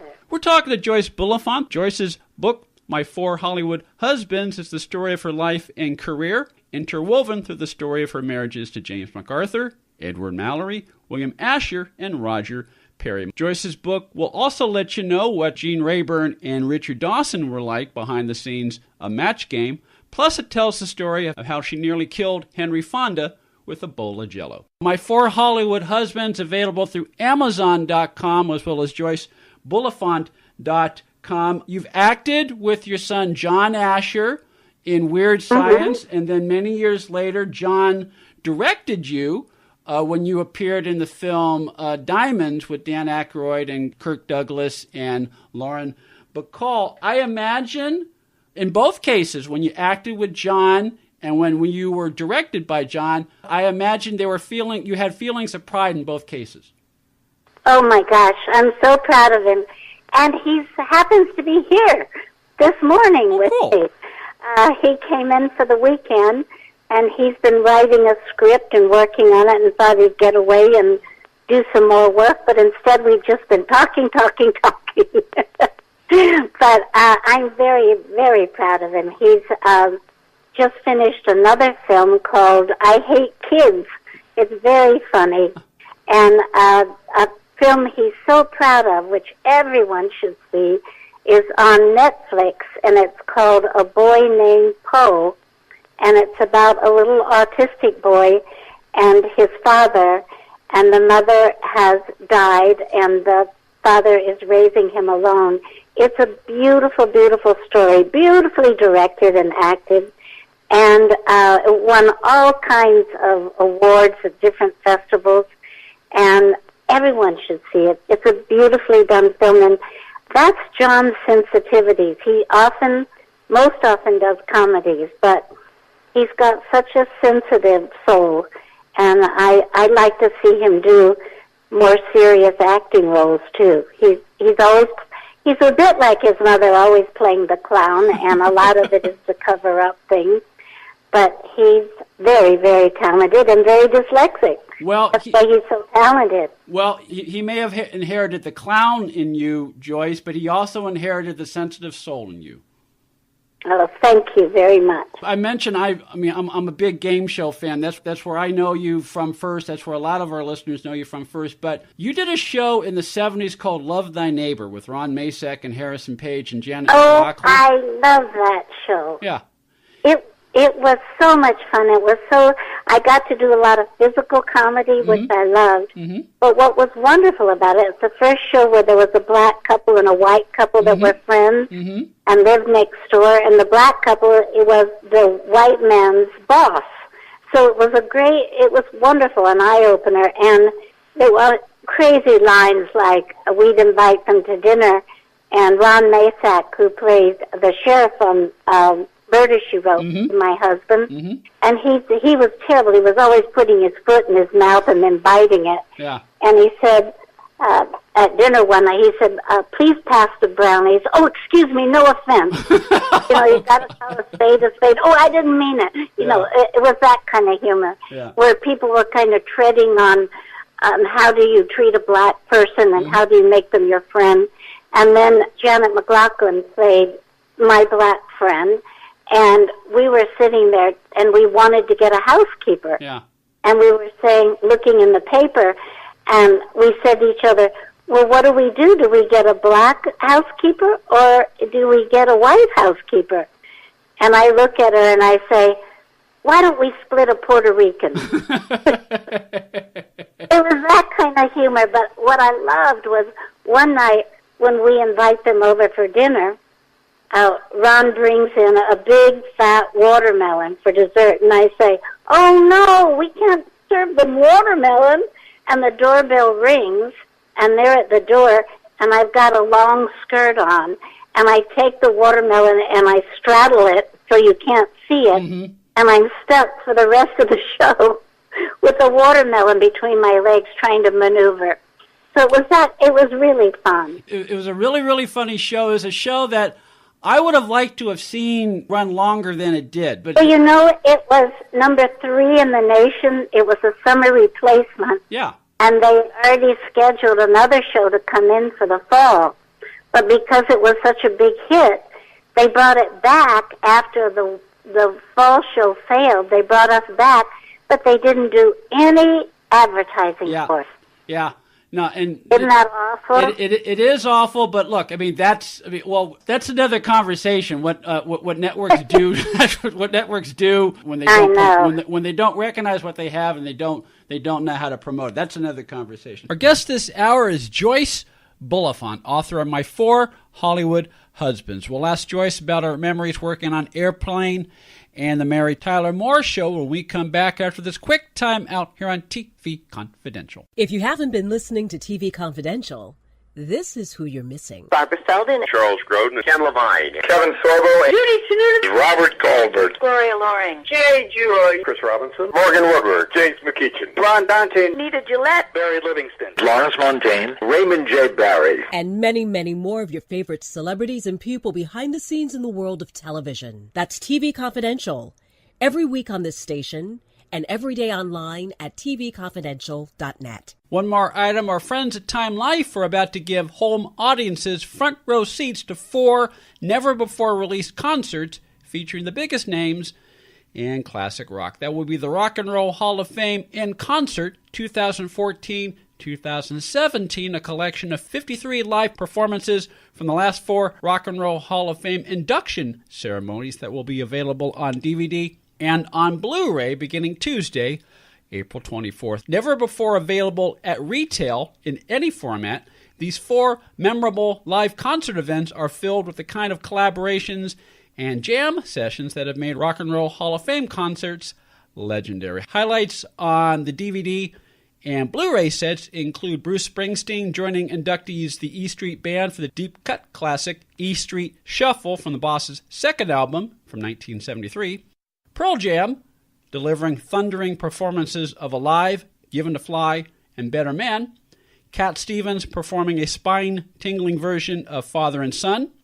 Journey performing Separate Ways, Lights, and Don't Stop Believin', Ringo Starr being welcomed into the Rock and Roll Hall of Fame with a little help from Paul McCartney, and 5 of the original members of Chicago performing on stage for the first time in 25 years. Retail price for Rock and Roll Hall of Fame in Concert 2014-2017 is $34.99 for the 4-disc DVD set, $39.99 for the 2-disc Blu-ray set. Rock and Roll Hall of Fame in Concert 2014-2017 will be available wherever DVDs and Blu-rays are sold beginning Tuesday, April 24th, but you can pre-order both right now by going to TimeLife.com. Also available Tuesday, April 24th from Time Life will be the Rock and Roll Hall of Fame in Concert Digital Album Collection. The Digital Album Collection is comprised of 5 digital releases, each priced at $9.99,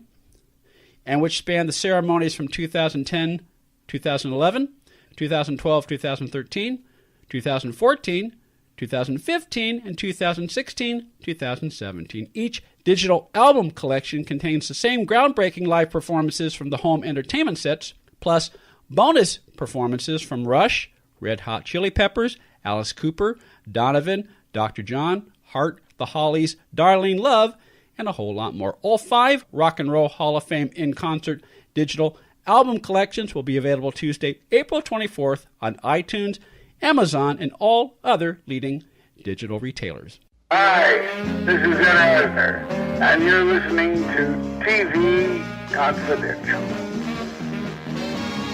Ed Roberts with a reminder that the next edition of TV Confidential will air next week on this station at the regular time. We hope you'll join us for that. In the meantime, our guest this hour is Joyce Bulifant, the actress all of you know for her many appearances on such popular game shows as Match Game and Password, as well as her roles on such film, TV, and stage productions as The Mary Tyler Moore Show, Love Thy Neighbor, Perry Mason, The Paisley Convertible, The Happiest Millionaire, and of course, Airplane. Joyce has also worked alongside such legends as Patty Duke, Tyne Daly, William Shatner, Charles Grodin, Bill Bixby, Sam Waterston, and John Cassavetes. Joyce's book, My 4 Hollywood Husbands, is the story of her life and career, interwoven through the story of her marriages to James MacArthur, Edward Mallory, William Asher, and Roger Perry. My 4 Hollywood Husbands is available through Amazon.com and wherever books are sold online. You can follow Joyce Bulifant on Twitter at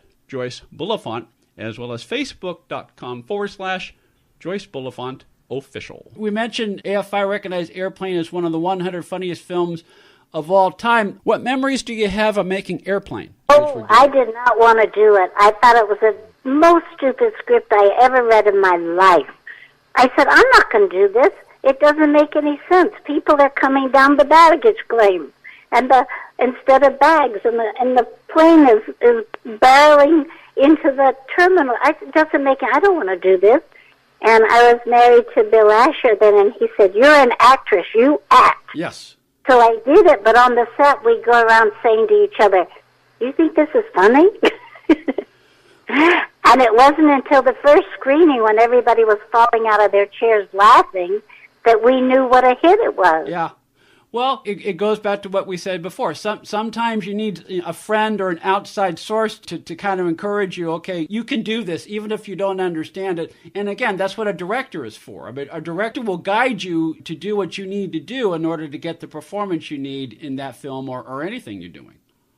Exactly. Yeah. Exactly. That's what my son's so good at doing. Yes. Yes. Your son John Asher. One last question, and then I'll let you go. Of course, a lot of our listeners will remember you as playing Murray's wife on the Mary Tyler Moore Show. What memories do you have of working on the Mary Tyler Moore Show and of working with Mary Tyler Moore in particular?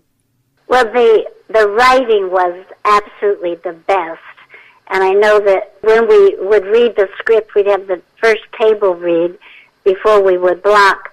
If any little thing wasn't right, but mostly everything was, you come back the next day and those writers had worked all night to make it absolutely crystal clear and perfect and funny, and you don't get that anymore. You have about 20 writers on a show. Yeah.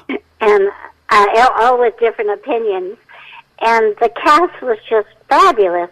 Of course, I couldn't be there all the time because I was doing Love Thy Neighbor, and I was doing the Bill Cosby show, the first one, and I was also having a baby.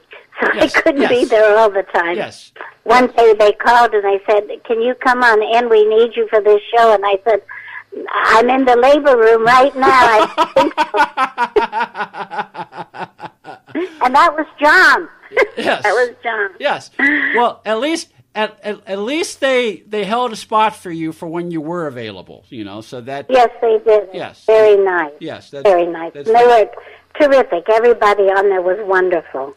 Well, it has been wonderful to spend some time with you. Again, Joyce Bulifant. Joyce's book, My 4 Hollywood Husbands, available through Amazon.com as well as JoyceBulifant.com. You can follow Joyce on Twitter at Joyce Bulifant, Facebook.com/Joyce Bulifant Official.